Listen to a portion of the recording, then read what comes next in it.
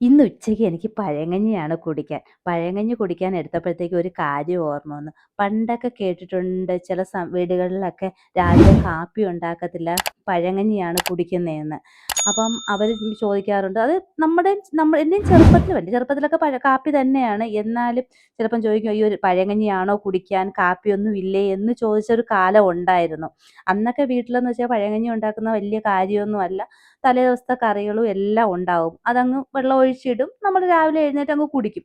പക്ഷേ ഇന്നിപ്പം പഴങ്കഞ്ഞി കുടിക്കണമെങ്കിൽ തലേദിവസേ ചിന്തിക്കും. അയ്യോ! ശകലം ചോറ് കൂടുതലിടണം.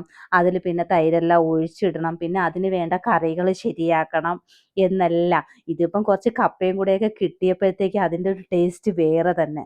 നമ്മൾ ഏത് നാട്ടിലായാലും നമ്മുടെ ആ ഒരു ഇഷ്ടങ്ങളുണ്ടല്ലോ, അതൊരു വല്ലാത്തൊരു ഇഷ്ടം തന്നെയാണ് കേട്ടോ.